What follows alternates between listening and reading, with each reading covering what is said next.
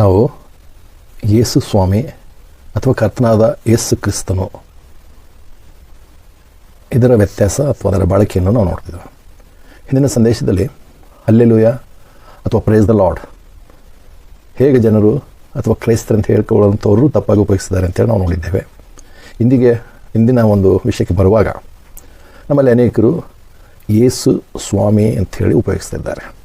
ಅನೇಕರು ಯೇಸು ಅಂತ ಕೂಡ ಕರೆಯಲ್ಲ, ಆದರೆ ಸ್ವಾಮಿ ಸ್ವಾಮಿ ಅನ್ನೋಂಥ ಪದ ಒಂದು ರೀತಿಯವರಿಗೆ ಮನಸ್ಸಿನಲ್ಲಿ ಬೇರೂರಿ ಕೂತಿದೆ. ಆದರೆ ಅದರ ಬಗ್ಗೆ ನಾವು ಬೈಬಲ್ನಲ್ಲಿ ಏನು ಬರೆಯಲಾಗಿದೆ ಅಂತೇಳಿ ಸ್ವಲ್ಪ ಸ್ಪಷ್ಟತೆ ನೋಡೋಣ. ಇಲ್ಲಿ ನಾವು ನೋಡುವಾಗ ಮತ್ತೆ 1:21 ನೋಡ್ತೇವೆ.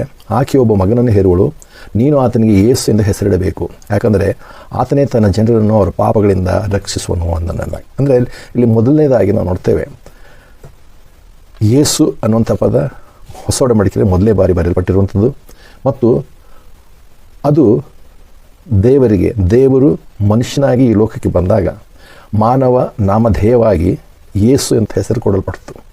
ಯೇಸು ಅನ್ನುವಂಥ ಹೆಸರಿಗೆ ಆದಿ ಉಂಟು, ಆದರೆ ಅಂತ್ಯವಿಲ್ಲ. ಆದರೆ ಆತನ ಬೇರೆ ಹೆಸರುಗಳಿಗೆ ಆದಿಯೂ ಇಲ್ಲ, ಅಂತ್ಯವೂ ಅದಕ್ಕೆ ಕ್ರಿಸ್ತನನ್ನಂಥ ಹೆಸರು ಯಾರು ಕೊಡಲಿಲ್ಲ, ಅಂದರೆ ಮನುಷ್ಯರು. ಅದು ಆ ಕ್ರಿಸ್ತನನ್ನುವಂಥ ಹೆಸರಿಗೆ ಆದಿಯೂ ಇಲ್ಲ, ಅಂತ್ಯವೂ ಇಲ್ಲ, ನಿರಂತರವಾಗಿರುವ ಆತನ ದೇವರು. ಅದಕ್ಕೆ ನಾವು ನೋಡುವಾಗ ಮುಂದೆ ನಾವು ನೋಡ್ತೇವೆ ಏನಂದರೆ ಮುಂದಿನ ಭಾಗದಲ್ಲಿ ಅದರ ವಿವರಣೆ ನೋಡ್ತೇವೆ. ಆದರೆ ಇದರ ಹಿನ್ನೆಲೆ ನೋಡಬೇಕಾದ್ರೆ ಕ್ರೈಸ್ತರಂತ ಹೇಳ್ಕೊಳ್ಳುವಂಥ ಅನೇಕ ಪಂಗಡಗಳು ಹುಟ್ಕೊಂಡಿವೆ. ಅನೇಕ ಪಂಗಡಗಳಲ್ಲಿ ಕ್ರೈಸ್ತರಂತ ಹಂಚಿ ಹೋಗಿದ್ದಾರೆ. ಎಲ್ಲರೂ ಕೂಡ ನಾವೆಲ್ಲರೂ ನಿಜವಾದಂಥ ಕ್ರೈಸ್ತರು ನಾವೇ ಹೇಳ್ಕೊಳ್ಳೋಂಥದ್ದು, ನಮ್ಮ ಬೋಧನೆ ಸರಿ. ಆದರೆ ಪ್ರತಿಯೊಬ್ಬರು ತಮ್ಮದೇ ಆದಂಥ ಡಾಕ್ಟ್ರಿನ್ಗಳಲ್ಲಿ ಹಂಚಿ ಹೋಗಿದ್ದಾರೆ. ಇದರಲ್ಲಿ ಏನಾಗಿದೆ, ಕೆಲವರು ಅನ್ಯ ಭಾಷೆ ಮಾತಾಡ್ತೇವೆ ಅಂತ ಹೇಳ್ತಾರೆ, ದೇವದೂತರ ಭಾಷೆ ಮಾತಾಡ್ತೇವೆ. ಆದರೆ ಸ್ವಾಮಿ ಅನ್ನೋದು ಯಾಕೆ ಹೇಳ್ತೇವೆ, ಹೇಳಬೇಕು, ಆದರೆ ಸ್ಪಷ್ಟತೆ ಇನ್ನೂ ಬಂದಿಲ್ಲ. ಇನ್ನು ಕೆಲವರು ಇಲ್ಲ ಕ್ರಿಸ್ಮಸ್ ಅನ್ನೋಂಥದ್ದು ಪದನೇ ತಪ್ಪಾಗಿದೆ, ಕ್ರಿಸ್ಮಸ್ ಆಚರಿಸಲೇಬಾರ್ದು, ಹಬ್ಬ ಮಾಡೋಂಥ ಸರಿಯಲ್ಲ, ಕ್ರಿಸ್ಮಸ್ನ ಅರ್ಥ ಹೇಗೆ ದೇವರಿಂದ ಪ್ರಾರಂಭ ಆಯ್ತದೆ ಇದು ಕೆಲವರು. ಹಾಗೆ ಬೇರೆ ಬೇರೆ ವಿಷಯ ಉಂಟು. ಗುಡ್ ಫ್ರೈಡೇ ಇಷ್ಟು ಬಗ್ಗೆ ಕೂಡ ಉಂಟು.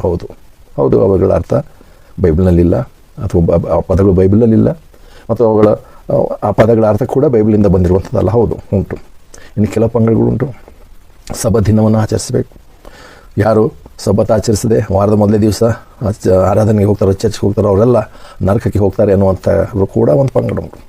ಹೀಗೆ ನಾನಾ ರೀತಿಯಲ್ಲಿ ಅವರು ಹಂಚಿ ಹೋಗಿದ್ದಾರೆ. ಆದರೆ ಇವರೆಲ್ಲರೂ ಕೂಡ ಒಟ್ಟಾಗಿ ಯಾವ ತಾರತಮ್ಯವಿಲ್ಲದೆ ಸ್ವಾಮಿ ಅನ್ನೋದು ಮಾತ್ರ ಎಲ್ಲರೂ ಒಟ್ಟಾಗಿ ಹೇಳ್ತಾರೆ. ಅದರಲ್ಲಿ ಯಾವ ಡಾಕ್ಟ್ರಿನ ವ್ಯತ್ಯಾಸದಲ್ಲಿಲ್ಲ, ಎಲ್ಲರೂ ಸ್ವಾಮಿ ಅನ್ನೋದು. ಆದರೆ ನಾವು ನೋಡ್ತೇವೆ ಯಾಕೆ ಹೀಗೆ ಈ ಪದ ಅಷ್ಟೊಂದು ಬಳಕೆ ಆಗ್ತಿದೆ, ಅದನ್ನು ಸರಿ ತಪ್ಪು ಅಂತ ಯೋಚನೆ ಮಾಡ್ತಿದ್ದೇವೆ ಅಂದರೆ, ಸಾಧಾರಣ ನೋಡ್ತೇವೆ ನಮ್ಮ ಕರ್ನಾಟಕದ ರಾಜ್ಯದಲ್ಲಿ ಮೈಸೂರು ಭಾಗದಲ್ಲಿ ಮನುಷ್ಯರನ್ನೇ ಒಂದು ಗೌರವದಿಂದ ಕರೆಯೋದಕ್ಕೋಸ್ಕರ ಸ್ವಾಮಿ ಅನ್ನುವಂಥ ಪದ ಉಪಯೋಗಿಸ್ತಾ ಇದ್ದಾರೆ, ಮನುಷ್ಯರನ್ನು ಸಂಬೋಧಿಸೋದಕ್ಕೋಸ್ಕರ. ಅಲ್ಲಿ ಅವರು ದೇವರಿಗೆ ಆ ಪದವನ್ನು ಉಪಯೋಗಿಸಲ್ಲ, ಮನುಷ್ಯರಿಗೆ ಉಪಯೋಗಿಸುವಂಥದ್ದು. ಅದು ಇತ್ತೀಚೆಗೆ ಅನ್ಯರಲ್ಲಿ ಒಂದು ಪಂಗಡ ಹುಟ್ಟಿದೆ, ಅವರಲ್ಲಿ ಸ್ವಾಮಿ ಅನ್ನುವಂಥ ಪದ ಹೆಚ್ಚಾಗಿ ಉಪಯೋಗಿಸ್ತಾ ಇದ್ದಾರೆ. ಅವರ ಹಾಡುಗಳು, ಅವರ ಮಾತುಗಳು, ಅವರ ಸಂಬೋಧನೆ, ಅಭಿನಂದಿಸುವುದು ಸ್ವಾಮಿ ಸ್ವಾಮಿ ಸ್ವಾಮಿ ಅಂತಲೇ ಅವ್ರು ಹೇಳ್ತಾ ಇರ್ತಾರೆ. ಅವರ ಬಳಕೆ, ಅವರ ಇಷ್ಟ ಅಥವಾ ಅವರ ಆಚರಣೆ ಅದಾಗಿರ್ಬೋದು. ಆದರೆ ನಾವು ಕ್ರೈಸ್ತ ಅಂತ ಹೇಳ್ಕೊಳ್ಳುವಾಗ ನಮಗೆ ಯಾಕೆ ಈ ಪದವನ್ನು ನಾವು ಸಂಬೋಧಿಸ್ತಿದ್ದೇವೆ ಅನ್ನೋಂಥ ಸ್ಪಷ್ಟತೆ ನಮಗಾಗಬೇಕು. ನಾವು ಉಪಯೋಗಿಸುವಂಥದ್ದು ಸರಿಯಾಗಿದೆ, ತಪ್ಪಾಗಿದೆ, ಅಥವಾ ಈ ಪದವನ್ನು ನಾವು ಅರ್ಥವಲ್ಲದೆ ಸಾಂಪ್ರದಾಯಿಕವಾಗಿ ಹೇಳ್ತಿದ್ದಾವೆ. ಎಷ್ಟೋ ಸರಿ ಅಯ್ಯೋ ಸ್ವಾಮಿ, ಓ ಸ್ವಾಮಿ, ಅಥವಾ ಸ್ವಾಮಿ ತಪ್ಪಾಯಿತು, ಹಾಗೆ ಹೀಗೆ ಕೂತ್ಕೊಳ್ಳುವಾಗ ಎದ್ದೇಳುವಾಗ ಆಯಾಸ ಆದಾಗ ಅಥವಾ ಇನ್ನೊಂದು ಸಮಸ್ಯೆದಾಗ ಓ ಸ್ವಾಮಿ ಸ್ವಾಮಿ ಅನ್ನೋಂಥವ್ರು ನಮ್ಮ ಕ್ರೈಸ್ತರಲ್ಲಿ ಉಂಟು. ಅಂದರೆ ಅವರ ಮನಸ್ಸಲ್ಲಿ ಉಂಟು. ಹೌದು, ಸ್ವಾಮಿ ಅಂದರೆ ದೇವರಿಗೆ ಹೇಳ್ತಿದ್ದೇವೆ ಅನ್ನೋಂಥ ಅರ್ಥ ಉಂಟು. ಆದರೆ ನೋಡೋಣ, ಸ್ವಲ್ಪ ಹೊತ್ತಿನ ನಂತರ ಗೊತ್ತಾಗುತ್ತೆ. ಯಾಕಂದರೆ ಕೆಲವರಂತೂ ಯೇಸು ಅನ್ನೋಂಥ ಹೆಸರೇ ಹೇಳೋಕ್ಕೆ ಸಿದ್ಧರಿಲ್ಲ, ಆದರೆ ಸ್ವಾಮಿ ಅನ್ನೋದು ಮಾತ್ರ ಹೇಳುವಂಥವ್ರು ಕೆಲವರಿದ್ದಾರೆ. ಹೀಗೆ ಮಾಡೋದರಿಂದ ಅಥವಾ ನಾನು ಈ ಮಾತನ್ನು ಹೇಳೋದ್ರಿಂದ ನಾನು ಇದನ್ನು ಹಾಗೆ ಹೇಳೋರನ್ನು ಟೀಕಿಸಬೇಕು ಅಥವಾ ಖಂಡಿಸಬೇಕನ್ನುವಂಥ ಉದ್ದೇಶ ಕೂಡ ಅಲ್ಲ. ಆದರೆ ಸತ್ಯವನ್ನು, ಸ್ಪಷ್ಟತೆಯನ್ನು ಅರಿತು ಅದನ್ನು ಇಲ್ಲಿವರೆಗೇನೋ ನಾವು ಮಾಡ್ಕೊಂಬಂದಿದ್ದೀವಿ, ಆದರೆ ನಮ್ಮ ಮುಂದಿನ ಪೀಳಿಗೆಗೆ ಸತ್ಯವನ್ನು ಕಲಿಸುವಂಥದ್ದೇ ಇದರ ಉದ್ದೇಶವಾಗಿದೆ. ಮತ್ತು ಹಾಗಿದ್ರೆ ಕೆಲವರು ಹೇಳ್ಬೋದು, ಏನಿದರ ಅವಶ್ಯಕತೆ ಎಲ್ಲ ಬಿಟ್ಟು, ಯಾಕಂದರೆ ನಾನು ಅನೇಕ ಸಂದೇಶಗಳು ಬರೆಯುವಾಗ ಕೆಲವರು ಫ್ರೀಯಾಗಿ ನನಗೆ ಟೀಕೆಗಳ ಸಲಹೆ ಕೊಡ್ತಾ ಇರ್ತಾರೆ. ಇದು ಯಾಕೆ ಹೇಳಿದೆ, ಅದು ಯಾಕೆ ಬರೆದೆ, ಅದನ್ನು ಬರಿಬೇಕಿತ್ತು, ಇದು ಮಾಡಬೇಕಿತ್ತು, ಇವತ್ತು ಸುವಾರ್ತೆ ಹೇಳಬೇಕಿತ್ತು, ಇದರ ಅವಶ್ಯಕತೆ ಏನಿದೆ ಅಂತ ಕೆಲವರು ಹೇಳ್ಬೋದು. ಹೌದು, ಅವರಿಗೆ ಸ್ವಾತಂತ್ರ್ಯ ಉಂಟು ಅದನ್ನು ಹೇಳುವಂಥ ಸಲಹೆ ಅಥವಾ ಟೀಕೆ ಮಾಡುವಂಥದ್ದು. ಆದರೆ ಇದನ್ನು ಪೂರ್ಣವಾಗಿ ಈ ಒಂದು ಮಾತುಗಳು ಕೇಳಿದ ಮೇಲೆ ನೀವು ಸ್ವಂತ ನಿರ್ಧಾರಕ್ಕೆ ಬರ್ಬೋದು, ಸರಿಯೋ ತಪ್ಪು ಅನ್ನೋದು. ಅದಕ್ಕೆ ನಾವು ಇದರ ವಿಷಯವನ್ನು ಪ್ರಾರಂಭ ಮಾಡುವಾಗ ನಾವು ನೋಡ್ತೇವೆ, ಸಾಧಾರಣವಾಗಿ ನಮ್ಮಲ್ಲಿ ಹಿಂದೆ ಕೆಲವು ಬೇರೆ ಬೇರೆ ಭಾಷಾಂತರಗಳಿತ್ತು. ಆದರೆ ಕೊನೆಗೆ ಬೈಬಲ್ ಸೊಸೈಟಿ ಆಫ್ ಇಂಡಿಯಾನಿಂದ ಅವರೇ ಬೈಬಲ್ ತರ್ಜುಮೆ, ಅವರ ಬೈಬಲ್ ಕನ್ನಡ ಭಾಷಾ ಅನುವಾದವನ್ನು ಅವರೇ ಕನ್ನಡ ಭಾಷೆಯಲ್ಲಿ ಕೊಟ್ಟರು. ಅದರಲ್ಲೂ ಕೂಡ ಕೆಲವು ತರ್ಜುಮೆಗಳು ಅಥವಾ ಡಿಫ್ರೆಂಟ್ ವರ್ಷನ್ಗಳು ಬಂದಿವೆ. ಯೆಹೋವನು ಅನ್ನುವಂಥ ಒಂದು ವರ್ಷನ್ ಕೂಡ ಇತ್ತು, ಕರ್ತನು ಅನ್ನುವಂಥ ಕೂಡ ವರ್ಷನ್ ಕೂಡ ಉಂಟು. ಆದರೆ ಅದರಲ್ಲಿ ಸಾಧಾರಣವಾಗಿ ನೋಡ್ತೇವೆ ಬೈಬಲ್ ಸೊಸೈಟಿ ಆಫ್ ಇಂಡಿಯಾ ಭಾಷಾಂತರದ ಬೈಬಲಲ್ಲಿ ಹೆಚ್ಚಾಗಿ ಸ್ವಾಮಿ ಅಂಥೇಳಿ ಬರೆದಿರುವಂತಿದ್ದೇವೆ. ಕರ್ತನಾದ ಯೇಸು ಕ್ರಿಸ್ತನ ಬಗ್ಗೆ ಆತನನ್ನು ಸಂಬೋಧಿಸೋದಕ್ಕೋಸ್ಕರ ಆತನನ್ನು ಕರೆದಿರುವಂಥದ್ದು ಸ್ವಾಮಿ ಅಂತೇಳಿ ಬರೆದಿದ್ದಾರೆ. ಅದನ್ನೇ ಆವಾಗಿಂದ ಜನರು ಉಪಯೋಗಿಸ್ಕೊಂಡು ಬಂದಿದ್ದಾರೆ. ಹೌದು, ಅದಕ್ಕೆ ಅದರ ಪರಿಣಾಮ ಅನೇಕರಲ್ಲಿರ್ಬೋದು, ಅನೇಕರ ಮೇಲೆ ಬೀರಿರ್ಬೋದು. ಆದರೆ KJV ಭಾಷಾಂತರದಲ್ಲಿ ಎಲ್ಲಿ ಕೂಡ ಕರ್ತನ ಬಗ್ಗೆ ಸ್ವಾಮಿ ಅಂಥೇಳಿ ಅವರು ಬರೆದಿಲ್ಲ. ಮತ್ತು ಅದು ಯಾಕೆ ಹಾಗೆ ಬರೆದ್ರು ಅಥವಾ ಏನಾಗಿದೆ ಅಂತ ನೋಡಿದ್ರೆ ನಾವು ನೋಡ್ತೇವೆ, ಇಂಗ್ಲೀಷ್ನಲ್ಲಿ ಕ್ಯಾಪಿಟಲ್ L ಮತ್ತು ಸ್ಮಾಲ್ ಅಕ್ಷರದಲ್ಲಿ ORD ಲಾರ್ಡ್ ಅಂಥೇಳಿ ಬರೆದಿರುವಾಗ ಆ ಪದವನ್ನು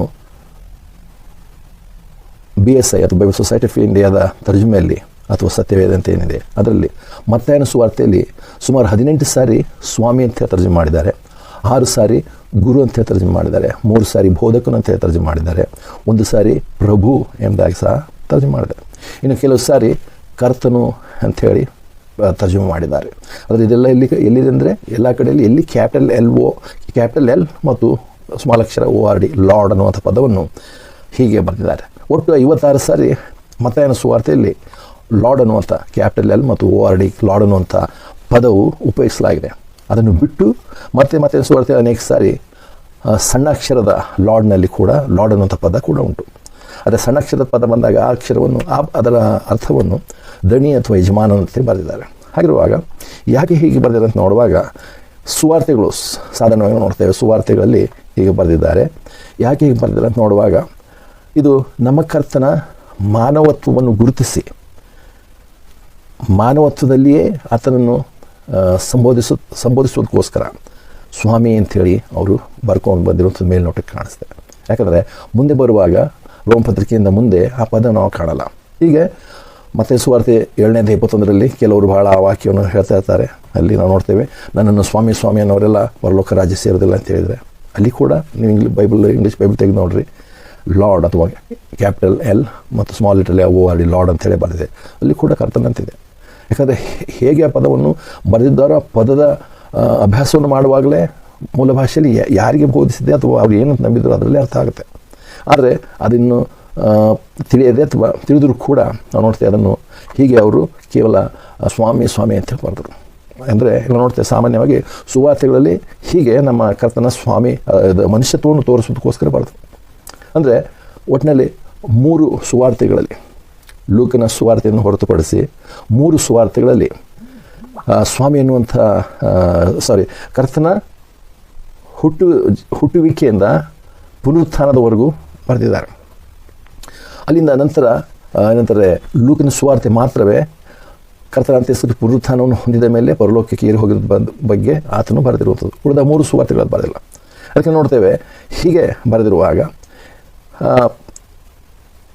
ಏನಂದರೆ ಸುವಾರ್ತೆಗಳು ಸಾಧಾರಣ ಕರ್ತನ ಮನುಷ್ಯನ ಇತಿಹಾಸವನ್ನು, ಕರ್ತನಾದ ಯೇಸು ಕ್ರಿಸ್ತನು ಮನುಷ್ಯನಾಗಿ ಈ ಲೋಕದಲ್ಲಿ ಕಾಣಿಸಿಕೊಂಡಿರುವಂಥ ಇತಿಹಾಸ ಅದನ್ನೇ ಅವರು ಬರೆದಿರುವಂಥದ್ದು, ಅದನ್ನೇ ಮಾತ್ರ ಅವರು ಕವರ್ ಮಾಡಿರುವಂಥ ನಾವು ನೋಡ್ತೇವೆ. ಅದರ ನಂತರ ಪುನರುತ್ಥಾನದ ನಂತರ ಅನೇಕ ವಿಷಯಗಳು ಬರೆದಿಲ್ಲ. ಅದರ ನಂತರ ನಾವು ಬೇರೆ ಇನ್ನು ಪತ್ರಿಕೆಗಳಲ್ಲಿ ಹೆಚ್ಚಿನ ವಿಷಯ ನೋಡ್ತೇವೆ. ಆದರೆ ಸುವಾರ್ತೆಗಳು ಮುಗಿದ ತಕ್ಷಣ ಬರುವಂಥ ಪುಸ್ತಕ ಅಪೊಸ್ತಲರ ಕೃತ್ಯ ನೋಡ್ತೇವೆ. 2ನೇ ಅಧ್ಯಾಯ 36ನೇ ವಚನದಲ್ಲಿ ಅಲ್ಲಿ ಪೇತ್ರನು ಮೊದಲನೆಯ ಸುವಾರ್ತೆ ಸಂದೇಶ ಬೋಧನೆ ಮಾಡ್ತಾನೆ. ಅಲ್ಲಿ ನೋಡ್ತೇವೆ ಅಲ್ಲಿ ವಾಕ್ಯ ಬರೆದಿದೆ ಅಂದರೆ, ಆದುದರಿಂದ ನೀವು ಶಿಲುಬೆಗೆ ಹಾಕಿದ ಯೇಸುವನ್ನೇ ದೇವರ ಕರ್ತನನ್ನಾಗಿಯೂ ಕ್ರಿಸ್ತನನ್ನಾಗಿಯೂ ಮಾಡಿದ್ದಾನೆಂದು ಇಸ್ರಾಯೇಲ್ ಮನೆತನದವರೆಲ್ಲರಿಗೂ ನಿಶ್ಚಯವಾಗಿ ತಿಳಿದಿರಲಿ ಎಂದು ಹೇಳಿದನು.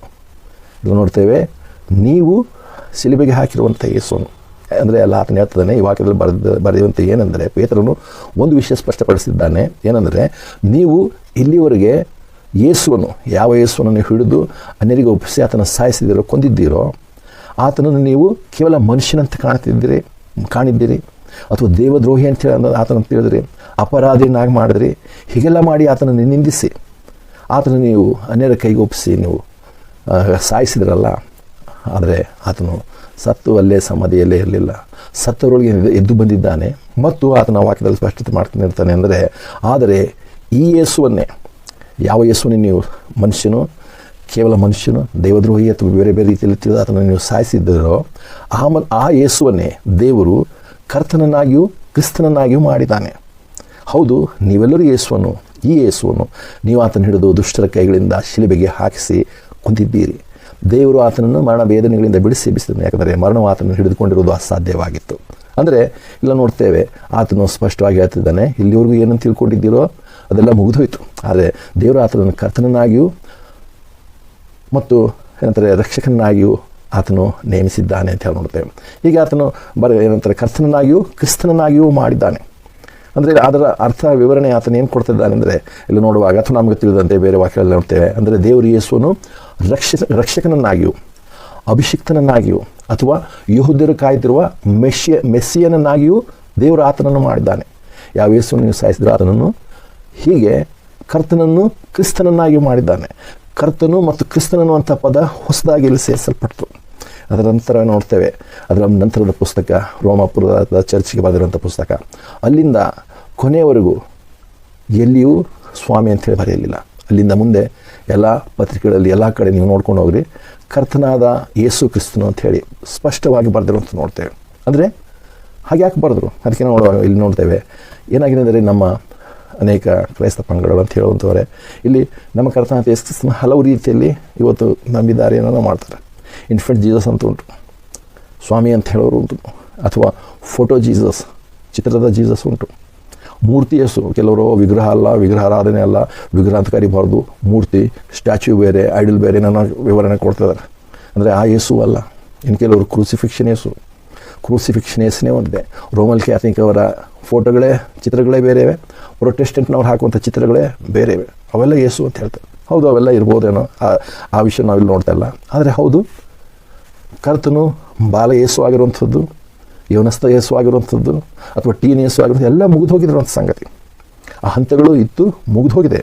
ಇವತ್ತು ನಾವು ಯಾವ ಆ ಯೇಸು ಮರಣವನ್ನು ಜಯಿಸಿ ಪುನರುತ್ಥಾನವನ್ನು ಹೊಂದಿರುವಂಥ ಮಹಿಮೆಯುಳ್ಳ ಕರ್ತನಾದಂಥ ಯೇಸು ಕ್ರಿಸ್ತನನ್ನು ನಾವು ನಂಬಿದ್ದೇವೆ, ಆರಾಧಿಸ್ತಿದ್ದೇವೆ. ಮತ್ತೆ ಹಿಂದಕ್ಕೆ ಹೋಗ್ತಾ ಇಲ್ಲ. ಅವೆಲ್ಲ ಒಂದು ಹಂತ ಇರ್ತದೆ, ಮುಗಿದೋಯಿತು. ಮನುಷ್ಯನಿಗೆ ಆಗುವಂಥ ಅಂತ್ಯವಾಗೋಯಿತು. ಆದರೆ ಅದರ ನಂತರವಾಗಿ ಬಂದಿರುವ ಇವತ್ತು ಏನಾಗಿದೆ ನಮ್ಮ ಕರ್ತನಾದ ಯೇಸು ಕ್ರಿಸ್ತನು? ಇವತ್ತು ನಮ್ಮ ಕರ್ತನಾದ ಯೇಸು ಕ್ರಿಸ್ತನು ಬಾಲ ಯೇಸು ಆಗಿದ್ದಾನ, ಟೀನ್ ಯೇಸು ಆಗಿದ್ದಾನ, ಅಥವಾ ಯಂಗ್ ಯೇಸು ಕ್ರಿಸ್ತನಾಗಿದ್ದಾನ? ಇಲ್ಲ. ಆತನು ಇವತ್ತು ಮಹಿಮಾ ಶರೀರದೊಂದಿಗಿದ್ದಾನೆ. ಆತನು ಸತ್ತವಳಿಂದ ಪುನರುತ್ಥಾನವನ್ನು ಹೊಂದಿ ಮಹಿಮಾ ಶರೀರದೊಡನೆ ಆತನು ಎದ್ದು ಬಂದನು. ಅದೇ ಶರೀರದಿಂದ ಆತನು ಪರಲೋಕಕ್ಕೆ ಏರಿ ಹೋಗಿದ್ದಾನೆ. ಇವತ್ತು ನಾವು ನಂಬಿರುವಂಥದ್ದು ನಮ್ಮ ಪಾಪಗಳಿಗೋಸ್ಕರ ನಮ್ಮ ಶಿಕ್ಷೆಯನ್ನು ಹೊತ್ತುಕೊಂಡು ಶಿಲುಬೆಯಲ್ಲಿ ಆತನು ತೂಗು ಹಾಕಲ್ಪಟ್ಟು ತನ್ನ ಪರಿಶುದ್ಧ ರಕ್ತವನ್ನು ಸುರಿಸಿ ನಿತ್ಯ ವಿಮೋಚನೆ ಸಂಪಾದಿಸಿ ತಾನು ಯಜ್ಞವಾಗಿ ಸಮರ್ಪಿಸಲ್ಪಟ್ಟು ಮರಣ ಹೊಂದಿ ಸಮಾಧಿಯಲ್ಲಿ ಇದ್ದು 3 ಹಗಲು 3 ರಾತ್ರಿ ನಂತರ ಸತ್ತೊಳಗಿಂದ ಮೃತ್ಯುಂಜಯನಾಗಿ ಬಂದಿದ್ದಾನೆ. ಆ ಯೇಸುವನ್ನು ನಾವು ನಂಬಿದ್ದೇವೆ. ಆತನು ನಮಗೆ ಕರ್ತನಾದಂಥ ಯೇಸು ಕ್ರಿಸ್ತನಾಗಿದ್ದಾನೆ. ಆತನನ್ನು ಕರ್ತನಾದ ಯೇಸು ಕ್ರಿಸ್ತನೆಂಬುದಾಗಿ ಕರೆಯೋಣ. ಅದು ನಮ್ಮ ನಂಬಿಕೆ ಆಗಿರಲಿ.